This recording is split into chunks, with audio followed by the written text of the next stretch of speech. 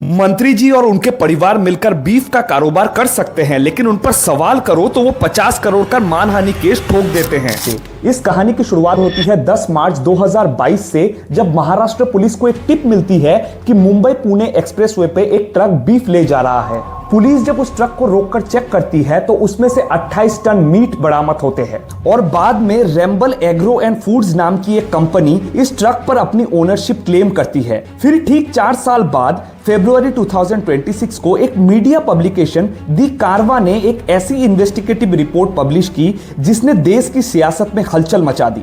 Report में यह दावा किया गया है कि यूनियन मिनिस्टर नितिन गडकरी और उनकी परिवार की कंपनी सियान एग्रो इसी रेम्बल एग्रो कंपनी से जुड़ी है, जो कि बीफ एक्सपोर्ट के बिजनेस में इन्वॉल्व है। इस रिपोर्ट में यह भी कहा गया है कि रेम्बल एग्रो नाम की यह कंपनी को गडकरी जी के फैमिली ओन्ड कंपनी से फंडिंग मिलती है और साथ ही एक कोऑपरेटिव बैंक से इस कंपनी को एक बहुत बड़ा लोन सैंक्शन हुआ है और उस बैंक का चेयरपर्सन खुद गडकरी जी की पत्नी कंचन गडकरी है। और जब ये न्यूज बाहर आई तो मुकेश मोहन नाम के एक इन्फ्लुएंसर ने वही किया जो एक जागरूक नागरिक को करना चाहिए। उसने इस रिपोर्ट के फैक्ट्स को समराइज किया और एक वीडियो के जरिए आम जनता तक पहुंचाया। लेकिन इसके बाद जो हुआ वो डेमोक्रेसी के लिए एक बड़ा सबक है। नितिन गडकरी जी ने मुकेश मोहन को 50 करोड़ का डिफेमेशन नोटिस भेज दिया और नागपुर में उस पर एफआईआर भी दर्ज करवाई गई। हैरानी की बात यह है कि जिस कारवा ने ये पूरी रिपोर्ट पब्लिश की उन पर कोई एक्शन नहीं हुआ, लेकिन एक इन्फ्लुएंसर को 50 करोड़ के नोटिस से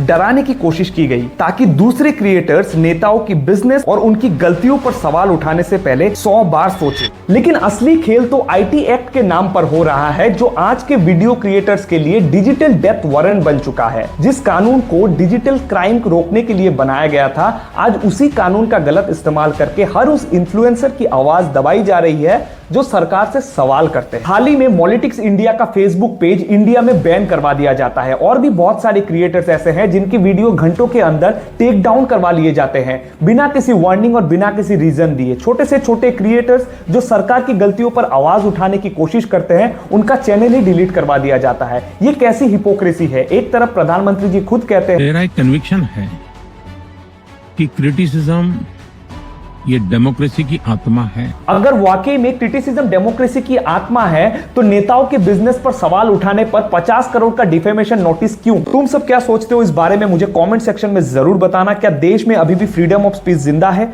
तो आज के लिए बस इतना ही। Partha signing off.